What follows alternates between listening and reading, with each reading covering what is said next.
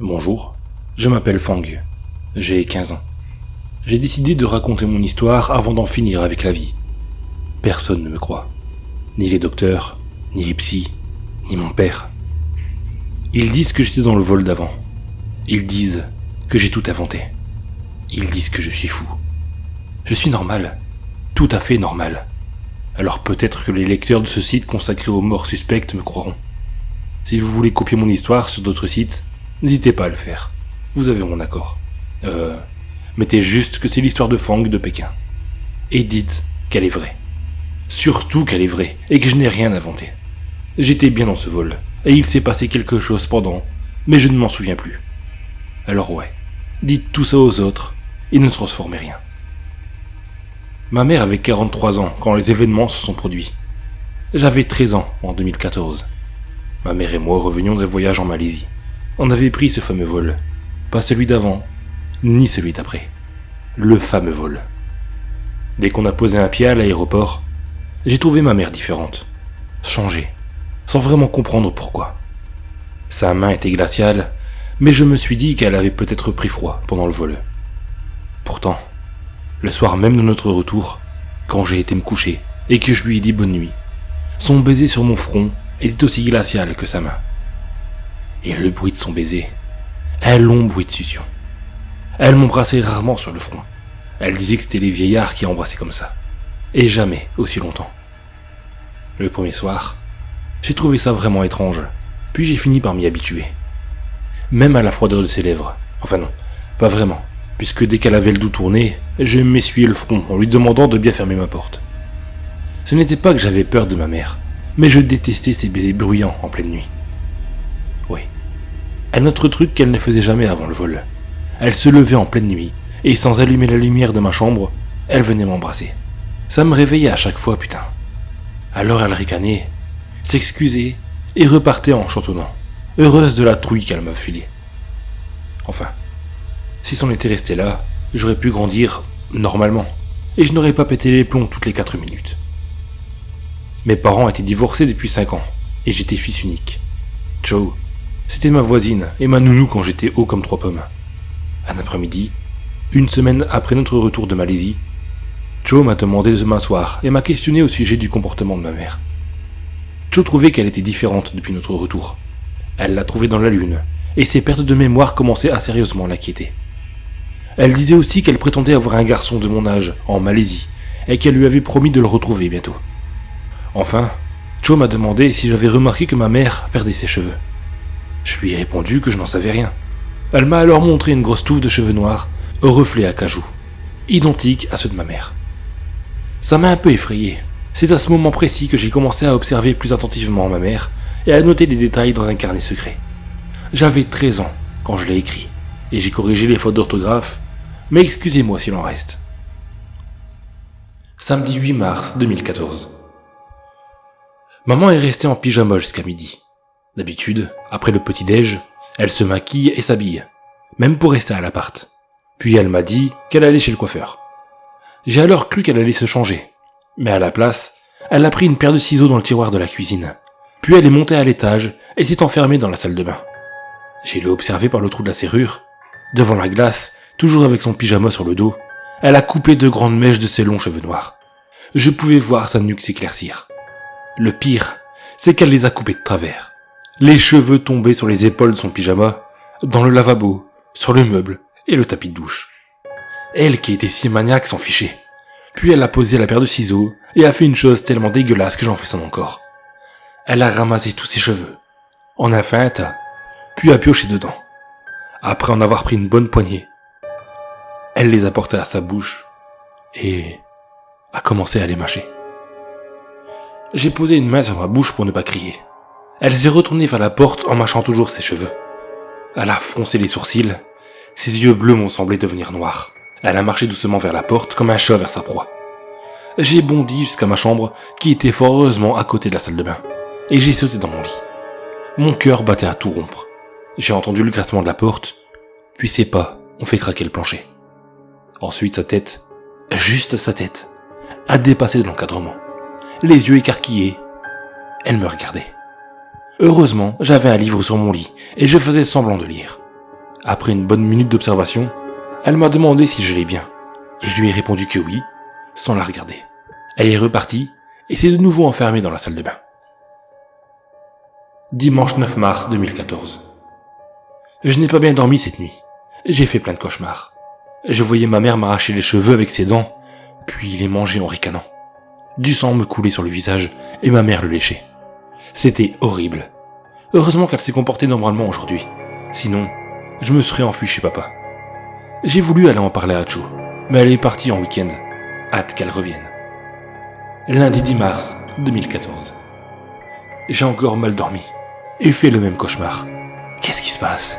Ma mère était normale avant le voyage, et même dans l'avion. Enfin, je crois, car j'ai dormi tout le long du vol. Je suis allé voir Cho et je lui ai expliqué pour les cheveux. Elle a été choquée et m'a dit qu'elle allait en parler à un ami qui est psycho quelque chose. Elle a aussi dit de ne pas en faire et de continuer à lui dire comment elle se comportait. Ah oui, elle doit encore me montrer un truc que ma mère a perdu sur son paillasson. Enfin, elle n'est pas sûre que ce soit à elle. Mardi 11 mars 2014. Toujours le même cauchemar. En pire à cause du doigt. C'était le truc que Cho devait me montrer. Elle m'a demandé si c'était à moi, et je lui ai dit que non. Et puis, il était bien trop grand. Et puis bien trop long aussi. Ah oui, c'était un doigt en plastique. Sans ongles, en silicone, pas en chair humaine comme j'ai cru au début. Il n'appartenait pas à ma mère non plus, puisque j'en ai compté 10. Ses cheveux ont repoussé. C'est comme si elle ne les avait jamais coupés. Et je n'ai pas envie qu'elle les mange encore. Chouette, demain c'est mercredi, et Cho m'emmène au cinoche. Vivement que tout redevienne normal. Mercredi 12 mars 2014. J'ai trouvé Cho très étrange. Elle n'a pas dit un mot de tout le film. Ni après. Quand on est arrivé à notre étage, elle m'a demandé si elle pouvait fouiller la chambre de maman. Je lui ai dit que je ne savais pas. Elle a insisté et m'a fait promettre de ne rien lui dire. C'était pour sa guérison qu'elle a dit. Mais d'abord, il fallait comprendre. Cho a trouvé un ongle peint avec du vernis rouge. Le même que maman. Cho l'a essayé sur le doigt, et ça rentrait dans l'empreinte de l'ongle. Quand maman est rentrée dans la maison, j'ai discrètement vérifié ses mains, et il ne manquait ni doigt, ni ongle. J'ai juste trouvé sa peau un peu dure, et toujours froide. Mais je m'y étais habitué. Jeudi 13 mars 2014. Je crois que je ferai ce cauchemar toute ma vie. En plus de m'arracher les cheveux avec ses dents, ma mère me crevait aussi les yeux avec ses ongles. Puis, elle les croquait en riant. C'était horrible. J'ai pris l'habitude d'avoir une bouteille d'eau à côté de moi. Après un cauchemar, j'en bois un peu, ça me calme. Cette nuit, la bouteille était vide. Je me suis levé pour la remplir, et quand je suis passé devant la porte de la chambre à maman, j'ai entendu des cris étouffés. J'ai eu si peur que tout mon corps tremblait. Malgré ça, je voulais savoir ce qui se passait. J'ai alors regardé par le trou de la serrure. Je voyais le visage de ma mère et une partie de son corps allongée sur le lit. Elle dormait la bouche grande ouverte. Les petits cris étouffés semblaient venir de là. J'ai pensé qu'elle faisait un cauchemar. J'ai aussi remarqué près de sa table de nuit un verre, avec 2 billes blanches à l'intérieur. Ça brillait un peu. Je n'avais jamais vu ça avant, même quand plus jeune je dormais avec elle. Puis, j'ai été remplir ma bouteille et je me suis recouché. J'ai réussi à me rendormir. Vendredi 14 mars 2014. Cho est morte. Des années plus tard, j'ai su la cause de sa mort, asphyxie des poumons par écrasement des côtes. Je l'ai appris après être rentré du collège. Il y avait des flics qui allaient et venaient chez elle. Maman était déjà là. Elle avait pris son après-midi. C'est elle qui m'a dit pour la mort de Cho. J'ai pas joué les durs, j'ai pleuré. Je lui ai même demandé de dormir avec elle en lui racontant pour les cris étouffés de la nuit dernière. Elle m'a ri au nez et m'a demandé de me mêler de mes affaires. Je ne sais pas pourquoi, mais j'ai un mauvais pressentiment. Je redoute la nuit qui arrive. Je n'ai tenu mon journal que 6 jours, car après la nuit, du vendredi au samedi, je n'ai plus été capable d'écrire quoi que ce soit. Cette nuit-là a changé le cours de mon existence et a irrémédiablement modifié ma vision des choses sur un monde soi-disant normal. Pour oublier la mort de Cho, ma mère m'a apporté un McDo. Elle n'a pas versé la moindre larme pour une de mes meilleures amies. C'était à peine si elle s'en rendait compte. J'ai trouvé ça un peu choquant, mais j'ai mis ça sur son comportement étrange. Je me disais qu'elle allait finir par réaliser que d'ici quelques jours, notre voisine était bel et bien morte. Pendant le repas, devant la télé, je ne cessais de regarder ses mains, ses yeux, ses cheveux. Je ne sais pas pourquoi, mais je ne les trouvais pas naturels. C'était juste une impression, pas une certitude. Sans doute avais-je en tête ce doigt en plastique que Joe m'avait montré, et ce cauchemar qui laissait une saveur glauque à mes journées. Son bisou du soir sur mon front s'est aussi avéré plus court et moins bruyant que d'habitude. Et puis elle m'a serré fort dans ses bras. J'ai cru qu'elle allait m'étouffer. Puis, elle m'a dit une phrase que je n'oublierai jamais.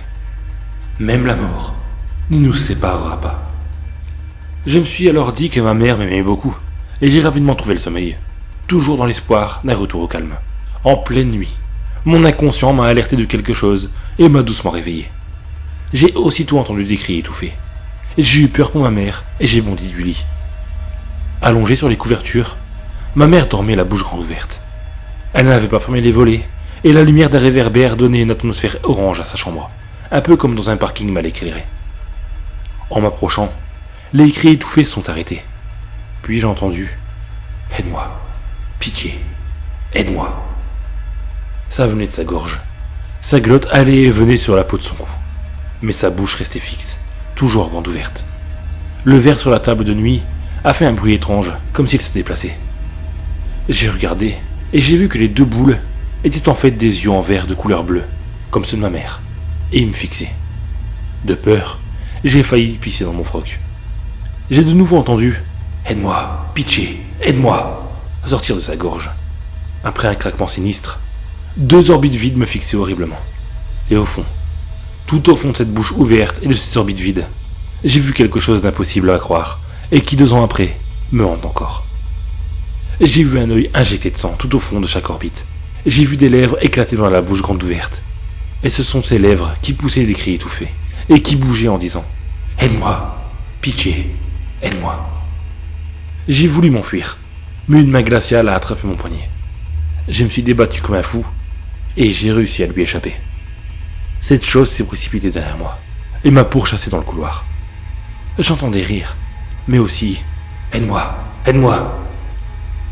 Je me souviens que sur le plancher du premier étage, son pas faisait un drôle de bruit, comme des coups de marteau sur du bois. On avait un duplex, et j'ai dévalé les escaliers 4 à 4, puis j'ai commencé à déverrouiller la porte d'entrée. J'ai alors entendu un bruit sourd derrière moi, puis un cri aigu. La chose est tombée dans les escaliers, puis s'est disloquée pièce par pièce. La tête a roulé jusqu'à mes pieds. Ses orbites étaient creuses et totalement vides. Plus rien à l'intérieur. J'ai alors levé la tête, et j'ai vu une silhouette sombre, plus petite, plus mince, de travers sur le marge de l'escalier. Son corps était cassé en deux, mais sa tête me fixait.